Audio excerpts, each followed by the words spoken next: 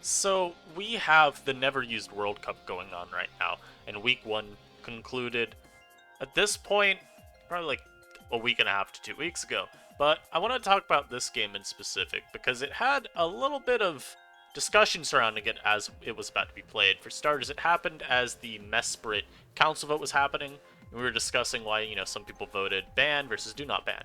And I think it was mostly a throwaway comment from one of our council people. They were like, hey, if Mesprit wins this game, we should ban it, right? Everyone agree? And I'm like, no. Because of course not.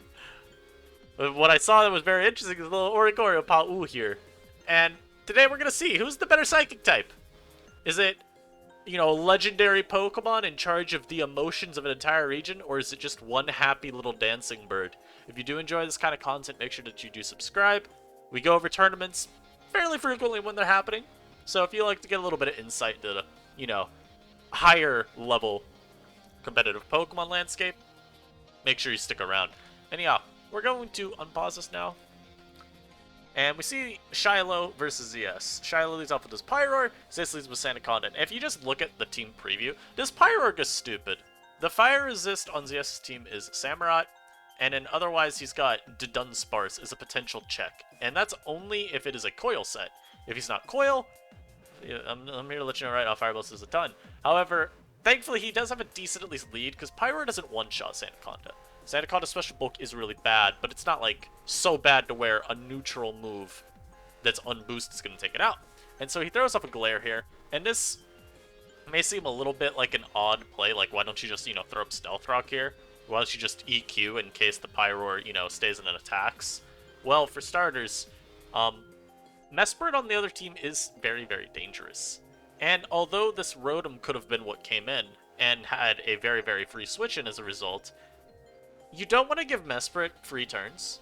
You'll see later on why it's such a problem, but just know for now, this one gets in on a safe turn, it's going to get to setup. And ZS goes for Glare to make sure that he doesn't give it free setup chances. And now he goes Hazel here, and we see Rotom Crown. You all are about to see the most pointless turn ever. They both trick, so nothing has changed. Now what I think happened here, ZS goes for his own trick because there's the potential that his Hisuian Sneasel will Scarf. And so, alright, well if I just stay in and I Night Slash your Rotom, that's really good progress for me because I got the Dunsparce. And you might not want to give me your Rotom too early because that does harm your ability to check it long term. And also just getting a trick off on, say, whether it would be Mesprit trying to come in on like a CC prediction out of nowhere, or more importantly Sandaconda, it could be nice to cripple with a band.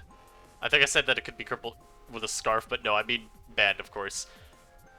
The Scarf comment comes from what I think Shiloh is believing, where it's like, there is some potential that ZS is trying to bait as well. Like, hey, I'm Scarf Hisuian Sneasel. What if I Terra Dark Night Slash you and you just lose your Rotom? I think Shiloh said, you're not! Because you've got a Rotom on your own team, and that's probably looking more likely to be a Scarfer, just given the structure of this team.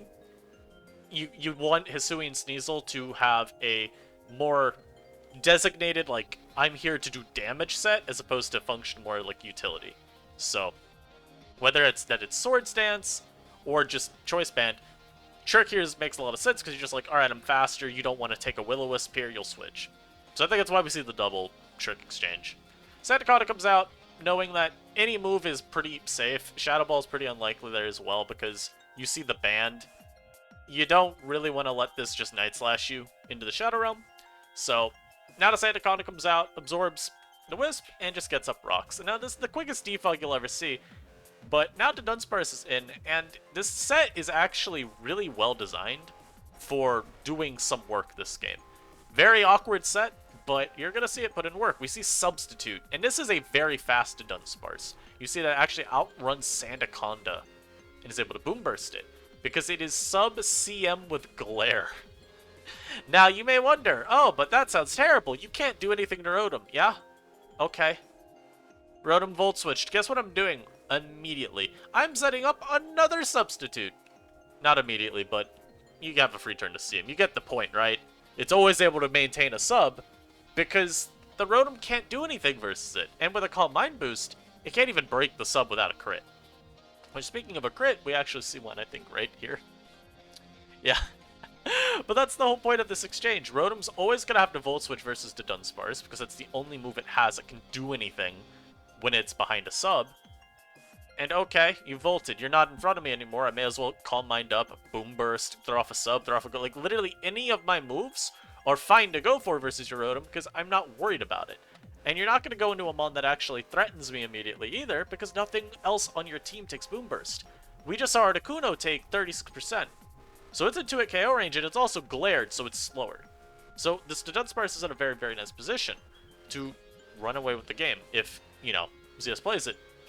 I don't know if I would say plays it right, but maybe gets a couple turns to go really well for him. Now, here we're going to see Shiloh do his best to mitigate that. He's going to sack the Anaconda. And now we're going to see why I said Mesprit's such a problem. Because it's one of the best terastallizers in NU, and we see Terra Steel come out. And we see ZS, play it a little safer versus Mesprit, thinking there's a shot that it's, like, choice specs, and then is just here to Psyshock my sub and break it. I want to see what it locks into, so I know what I gotta go to from there. But unfortunately, that just means it gets a sub, and now it's gonna nasty plot up. And I'm here to tell you, it gets worse, because this mon only having Boom Burst is kind of detrimental, because you can't hit substitutes with sound-based moves. It's really cool that they go through sub, because if this Mesprit was at, like, 1%, you could just revenge kill it there. Unfortunately, that's not how this works. So now the Mesprit has a full health substitute, just nasty plotted, and it's gonna tap the Sandaconda, right on the little noggin twice, and take it out with Psyshocks. And it gets worse, because it's hard to reliably break this thing sub with this team. If you go Rotom, the Mesprit probably is just going to substitute again, and it take out your Rotom. And you don't really want to do that this game, mostly because you enjoy having a secondary fast mon for Pyroar. You do know Hisuian Sneasel's going to outspeed it, but it's better to have multiple options with how threatening it is offensively here. And since this Samurai is going to be revealed to be mixed, we're also going to not rely on that to be the revenge code. Why do I say that it's going to reveal to be mixed? Because he goes for knockoff to try and break the sub here, and what that says to me is this thing's set was probably something like Hydro Pump, Ice Beam knockoff, and it may be Drill Run. Although I don't think Drill Run would be needed alongside Ice Beam. But it didn't have a move like Liquidation just break the sub guaranteed. So the sub takes a little bit of chip, but it's still there. So it's not really great. So Rotom's now going to have to be the one to break it. We're going to see Shiloh probably just sub again. And now here is going to Psyshock the Rotom. It's going to do 95, which is insane chip. But what I want to point out real quick, I'm going to pause this. Look at that Psyshock PowerPoint count. You'll notice he has not been using his other attack, Draining Kiss, at all. He has been Psyshocking everything because he knows that he can make so much progress. Because there's... I mean, what's coming in on boosted Psyshocks? The only thing that technically can is the Oricorio Pawuga. And he's going to want to preserve this because that's his, it's his designated setup sweeper at this point that has at least some shot to win. So he doesn't want to let that come out early, take chip just trying to beat down a Mesprit, and since this thing's set ends up being revealed to be like Quiver Dance Taunt, it's very much dedicated to sweeping once it comes out. So, Rotom's able to break the sub, and of course Shiloh does not let this Mesprit risk getting paralyzed. Again, like we talked about earlier with the glare from Sandaconda, a glare off on this Mesprit early would have been incredible if he got it, because it just makes it easier to beat 1v1 down the line. So he's gonna not risk anything. He knows his Mesprit is his best shot of winning the game. And we see the Night Slash here. Now, you can't gunk, which is the worst part. If this Mesprit was Terra Fairy, Gunk Shot obviously was coming out there. Instead he Night Slashes, because it hits Rotom if he goes to that. It would still get a little chip on Mesprit. And in Lurantis, I mean, it does damage too. And here, we see the Pyro come out, takes a ton from the Night Slash, and then Rotom comes out. Now this Wisp Dodge is actually kind of crucial. Only in... Oh, no, I accidentally did that. But the Wisp Dodge is actually kind of crucial, in the sense that now Rotom gets to go for a little bit of Volt Switch chip. So let's get back to this turn. Yeah, so Rotom's going to be able to now get a little bit more chip. It doesn't KO, but it's now revenge killable with either your Hisuian Sneasel or your Scarf Rotom, and you don't have to go for CC or Gunk Shot. You could just go for another Night Slash, and it's much safer. Now he does CC, because he just does not respect Rotom coming out here. And we're actually going to see a pretty powerful play, too. It doesn't work out, but he stays into CC again. I think in part because he doesn't want to sack either of the other two Pokemon. But also, hey, man, I mean, if he volts for absolutely no reason, CCing there is good. Sometimes you play to your opponent's chokes. I mean, y'all have seen Joey and me ladder a ton, and sometimes we'll be talking about late in a game, our only way of winning is if our opponent chokes this game terribly. You know. So the trick comes out here, because there's not really much sense in pivoting. Throwing off a discharge doesn't actually do much for you either, because, I mean, there's a lot of things that can come out. And we see ZS, go to Oricorio, double back, because he does not want this tricked. If this gets tricked, it's horrible. If this Shadow Balls, it's still pretty horrible. But, I mean, this Katera at least not be weak to it anymore. And now the Hisuian Sneasel comes out, it's faster. It can also get off on very nice Night Slash. And we see the Wisp actually come out here, and I think this is kind of where Shiloh starts to play a little bit, not so well. And I only say that because very clearly ZS has decided I'm getting last mon Oricorio, whether you want me to or not. Now, what was the better play? I don't know. I think Wisp here is fine. But it's... part of me feels like he's playing a little bit too slowly at this point. There's a... so, what I like to do, of course, is if I get a lead in a game, I will take some very straightforward lines, because I think it is good at that point to play more controlled. If you have a notable advantage, you don't need to start making a whole bunch of, you know, predictions. As well, there's a chance you mispredict, you throw away your whole lead.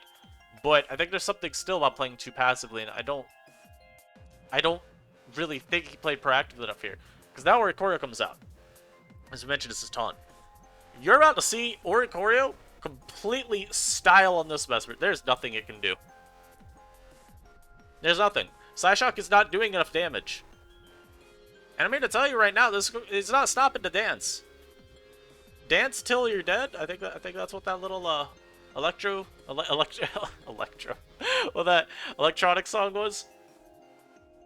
There's nothing. Dance till you die. I don't know, man. I'm 24. I'm not hip with the times anymore. But you're gonna see this now just roost. It's gonna loop its roosts, quivers, and taunts perfectly. Now this crit's a little alarming. It doesn't actually matter. All that would have mattered is if Shiloh got a crit here with Psyshock. He does not though, so you're fine. And the roost power points are high enough to where you know you outstall the Psyshock. I think maybe Shiloh needed to consider throwing in some Draining Kisses, but I think ultimately you still have to crit fish anyway. So it's kind of like, eh. And he, of course, gets every single play right, too, on taunt. He Psyshocks it always. ZS always goes for the taunt. He doesn't get greedy. And I think that's worth touching on real quick, too. So if ZS, while he's at under 50, goes for, say, a Quiver, predicting Shiloh to, you know, do Psyshock on the assumed taunt. The issue with that is now you're at, like, let's say it's like, what, 10%-ish, a little above 10? You're going to have to roost up for sure there, or you just get KO'd. Taunt is too risky. And that could potentially give Mesprit a turn to Nasty Plot up. If the Mesprit gets that, the damage output's probably going to be a little bit too much to out-sustain with your roost. So it's best to just take this very, very straightforward line all the time. There's not really anything you're worried about this Mesprit doing. And now, as you see, it running out of the Psyshocks earlier is coming back to bite him, because if he had another 6 right here, maybe he could outstall those roosts with Psyshock damage and beat this down with the help of Draining Kiss. I'm still not sure that it's entirely winning for him, or at least, like, keeping him contending for the win, but running out of Psyshock as early as he did kind of takes him out of it entirely, especially when you don't get any sort of critical hits to actually put meaningful pressure. Because this is able to boost all the way up. He taunts, of course, there because you don't want to risk this going for another Nasty Plot and somehow cheesing you. But now I'm here to tell you right now, this is air slashing, and it is slashing. 1, 2, and an Articuno, 3. Oh, there's a miss. That could have been bad. 4.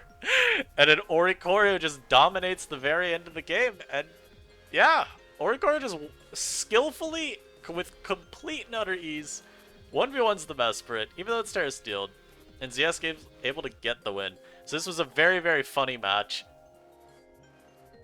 I don't have anything else to say. I hope y'all enjoyed this. I'll definitely cover more of these videos whenever I get back, because I think it's good to talk about the tournament we got going on. So, hope y'all have a good day. I will see y'all in the next video. Peace.